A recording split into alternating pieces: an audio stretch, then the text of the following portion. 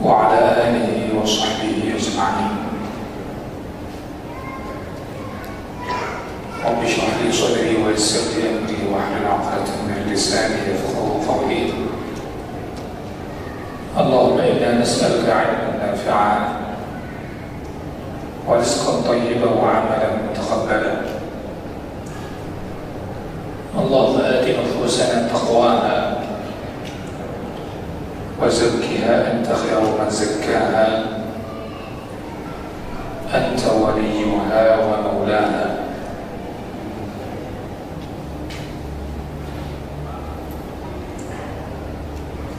Hadirin guru-guru kami, orang tua kami yang kami muliakan, Bapak Ibu seluruh jamaah Baitur Rahman yang telah berhadir di tempat yang mulia ini, syukur kepada Allah Subhanahu wa Ta'ala. Allah masih memberikan kita jatah hidup di sisa-sisa umur yang kita tidak tahu sampai kapan ini dari semuka bumi ini, yang kita bisa mengisinya dengan zakar, mengulang kaji hadis-hadis Rasulullah Sallallahu Alaihi Wasallam. Kita masih berada pada bab yang berbicara al-mubadaratu ila al-khairat, bersegera kepada kebajikan, yang terdapat dalam kitab Riyadhus Shalihin min kalam Sayyidil Mursalin yang disusun oleh Imam An-Nawawi rahimahullah ta'ala. Malam ini kita memasuki hadis yang keempat dari bab ini, yaitu dari sahabat yang mulia Abu Hurairah radhiyallahu anhu. قال المؤلف رحمه الله تعالى: وعن أبي هريرة رضي الله عنه قال: جاء رجل إلى النبي صلى الله عليه وسلم فقال: يا رسول الله، أي الصدقة أعظم أجرا؟ قال: أن تصدق وأنت صحيح شحيح تخشى الفقر وتأمل الغنى ولا تمهل حتى إذا بلغت الحلقوم قلت لفلان كذا ولفلان كذا وقد كان لفلان. متفق عليه. الحلقوم مجرى النفس، والمريء مجرى الطعام والشراب. Hadirin jemaah saya muliakan, Nabi sallallahu alaihi wasallam beliau mendidik, mentarbiyah umatnya di atas sejumlah keutamaan, di atas kebaikan-kebaikan, mendidik umatnya untuk bersifat dermawan dan saling menanggung beban di antara mereka. Nabi SAW mendidik umatnya untuk bersegera kepada amal saleh, baik itu berupa sedekah, sebelum kematian datang menjemput mereka. Nabi SAW kita dapatkan dalam sejumlah hadis beliau dan banyak hadis beliau, ketika menyampaikan kepada kita sebuah amalan, ada kalanya diingatkan, dikaitkan dengan kematian setelahnya. Dan begitulah kehidupan orang beriman. Dia berbicara amal saleh dan iman kepada hari akhir. Orang yang beriman kepada hari akhir, orang inilah yang sebenarnya sangat antusias dalam melakukan amal-amal kebaikan, dan itu bentuk menunjukkan dia yakin akan adanya hari akhir dengan segala pembalasan di hari nantinya. Maka di hadis ini Abu Hurairah radhiyallahu taala an menyampaikan kepada kita sebuah kejadian, yaitu datang seseorang kepada Nabi SAW. Orang ini bertanya kepada baginda SAW, ayyus sadaqati afdal. Dia tanya kepada Rasulullah, ayyus sadaqati a'zamu ajra. Ya Rasulullah, sedekah yang mana yang paling besar pahalanya? Artinya kalau bersedekah, umumnya sudah bersedekah. Ini sahabat ingin mencari mana sedekah yang paling besar pahalanya. Maka sahabat ini menunjukkan dia tidak mau sedekah itu hanya sekedar sedekah, tapi dia maunya sedekah itu bukan hanya dari sisi bentuk jumlahnya yang banyak, tapi pahalanya yang banyak. Harapan sahabat ini ingin tahu pahala yang banyak ketika kapan sedekah itu menjadi besar pahalanya. Maka dikatakan, wa innama yuridu ma huwa al-waqtu alladhi takunu fihi as-sadaqatu afdalu min ghairiha.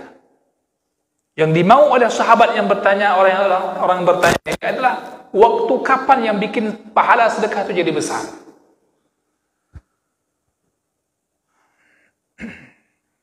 Faqala lah, maka Rasulullah SAW menjawab pertanyaan orang tadi.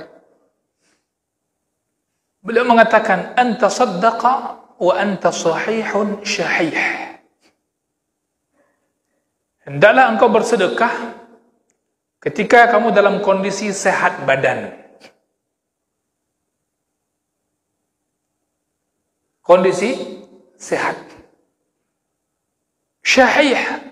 Dan dalam kondisi ketika itu kamu itu kikir. Syahih ini kikir disertai dengan rasa tamak. Itu ada pada yang namanya syahih. Nah, kita kan sering dengar ada al-bakhil, gitu kan? Ini syahih, al-bakhil ma'al hirs. Jadi kikir disertai dengan tamak di situ. Hadirin yang saya muliakan, manusia memang demikian. Manusia ini ketika dalam kondisi dia sehat, maka dia pelit harta. Dia tamak kepada harta. Dia tamak kepada harta. Karena dia mengharapkan harta itu kekal bersamanya. Dan dia takut fakir. Maka disebutkan, anta saddaqa wa anta sahihun syahihun takhshal faqr. Takhshal faqra. Dalam kondisi kamu takut kepada fakir. Manusia demikian adanya. Maka ketika dia sehat, kita minta sama dia, ini ada kesempatan donasi kebaikan. Maka jawabannya banyak pertimbangan. Karena sedang banyak keperluan. Tapi ketika sedang sakit, jawabannya akan berbeda ketika dia sehat. Salah seorang guru kami, Syekh Abdul Razak bin Abdul Muhsin Al-Abbad, hafizahullah ta'ala, salah seorang ulama di Madinah, beliau menceritakan, suatu ketika salah seorang da'i datang mengunjungi salah seorang athriya, salah seorang kaya, terkenal. Ya, di daerahnya, ini orang sedang sakit, maka dikunjungilah sebagaimana biasa mengunjungi orang sakit. Ingatkan. Maka ketika itu orang ini mengatakan, ketika di tempat tidurnya di rumah sakit, dia mengatakan dia akan berikan ini untuk ini sekian, maka dia akan berikan semua, mandung gak bagi. Begitu dia keluar dari rumah sakit, maka yang tadi datang lagi untuk mengambil apa yang telah dia katakan tadi. Maka dikala itu dia mengatakan, minta maaf, ini lagi banyak kebutuhan dan sebagainya. Itulah manusia. Maka disebutkan di sini, amma idza kana maridan fa inna ad-dunya tarkhasu 'indah. Kenapa tidak dikatakan ketika dia sedang sehat, manusia ini pasti merasa pelit, ingin pada harta, takut akan fakir dan miskin. Ketika itu afdal, menjadi istimewa, menjadi besar pahalanya kalau dia bersedekah.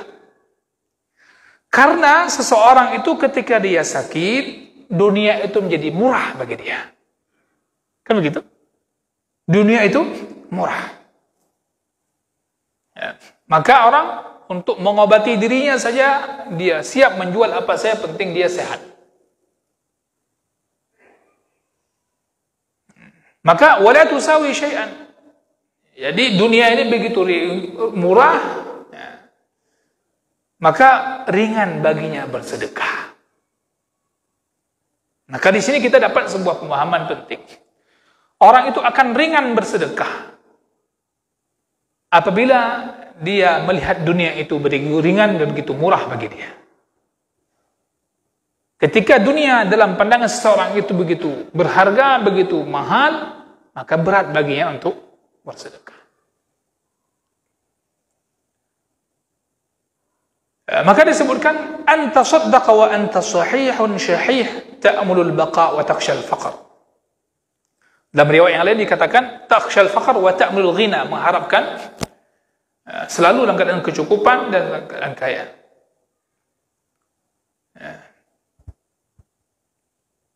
Hadirin berbahagia, maka hadis ini luar biasa. Imam Bukhari rahimahullah ta'ala mencantumkan dalam bab keutamaan sedekah ketika dalam kondisi sehat dan kita beli. Dalam kitab zakah. Kemudian ada orang yang sedang sehat, dia yang terbayang bahwasanya hidupnya ini masih panjang. Hidupnya masih lama. Tulul hayat.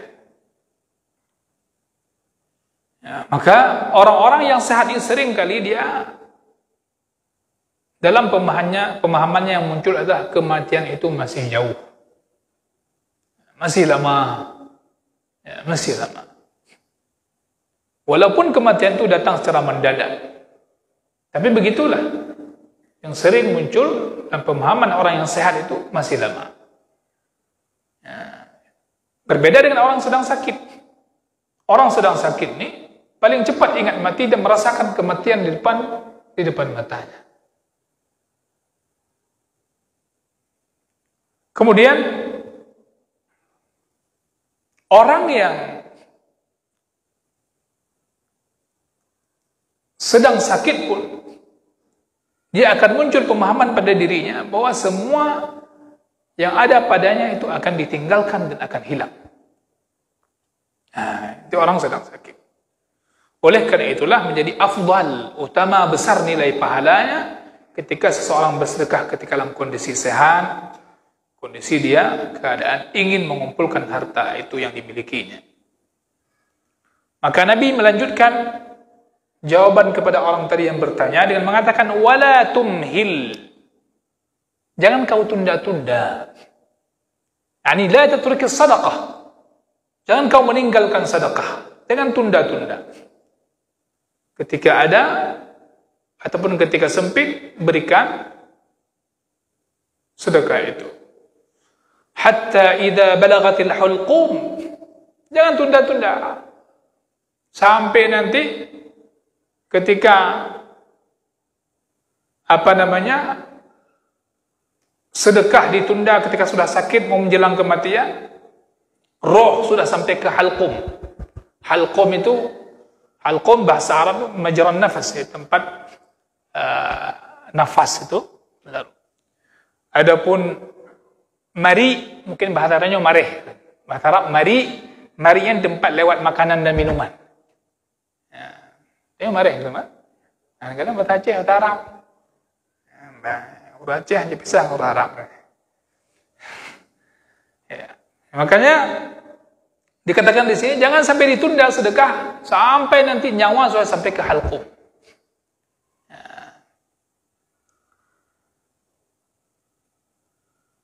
Wa arafta annaka kharij min ad-dunya. Ketika itu kamu baru tahu bahwasanya engkau ini akan keluar dari dunia ini, engkau akan tinggalkan dunia. Baru ketika itu engkau mengatakan qulta li fulanin kadza, untuk si fulan sekian bagiannya, li fulanin kada, si fulan sebagian nyok lagi ni tikada haju bagi haju.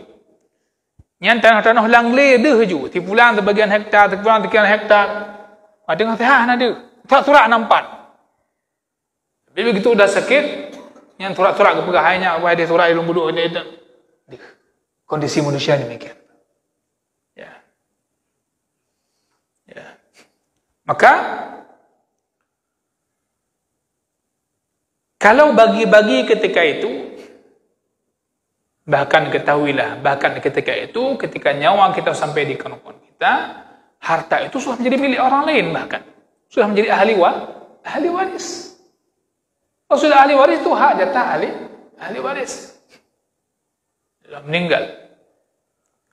Karena manusia ini apabila mati dia, maka segala hartanya yang tinggalkan itu beralih ke pemilikannya. Beralih ke pemilikannya, jadi ahli waris.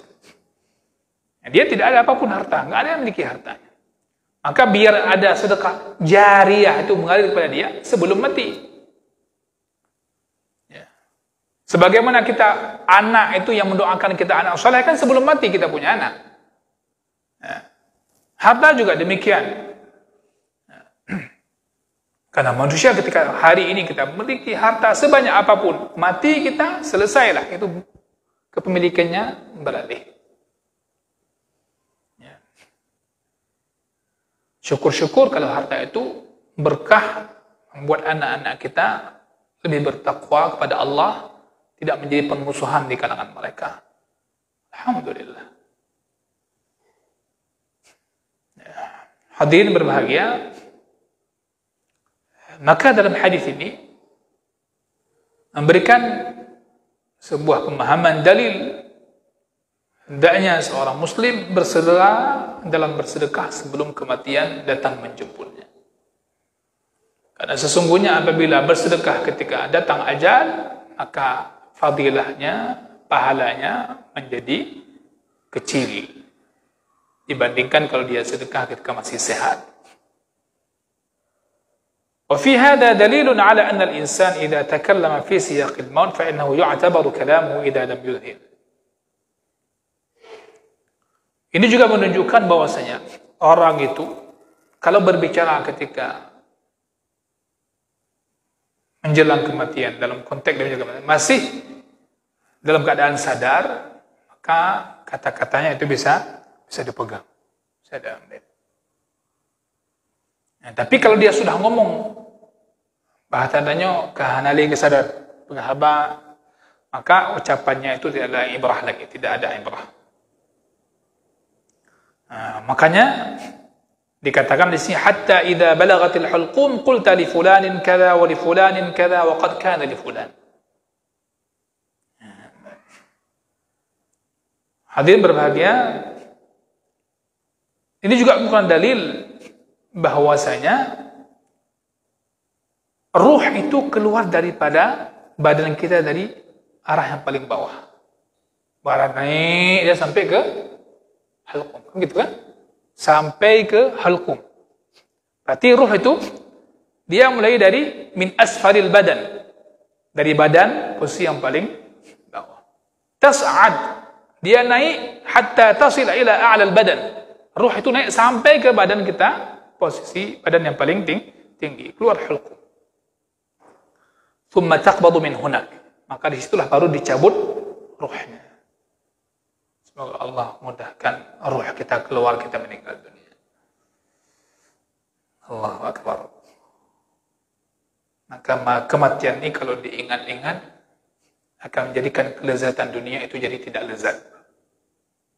Maka harus sering-sering diingat biar enggak kita mabuk dengan dunia.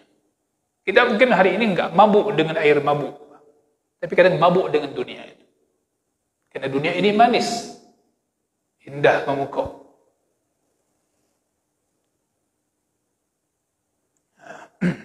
Makanya ketika manusia itu akan meninggal dunia, ruhnya keluar, naik ke atas badannya sampai ke hulqum, setelah itu malaikat maut yang menyambut dan mengambil ruhnya ini. Allah mengatakan falaula idza balaghatil hulqum wa antum hina idzin tanzurun. Surah Al-Waqi'ah. Al-Waqi'ah 83 84. Baik. Nasallallahu taala, kita minta kepada Allah kita diberikan penutup kehidupan husnul khatimah dengan kebaikan dan kebahagiaan. Dari hadis ini juga bisa kita lihat pelajaran yang lainnya, bagaimana para sahabat itu bertanya kepada Rasulullah Shallallahu Alaihi Wasallam sesuatu yang menguntungkan akhirat mereka. Mereka sadar kehidupan dunia ini begitu terbatas waktunya, tapi bisa berbuat sebuah amalan yang mana amalan itu bisa besar nilainya. Walaupun mungkin nggak banyak, nggak besar yang dikasih bentuknya, ya jumlahnya nggak banyak, tapi pahalanya besar. Bagaimana caranya? Itulah sahabat Nabi Shallallahu Alaihi Wasallam. Begitu apa yang mereka cari? Cerdas dalam beramal.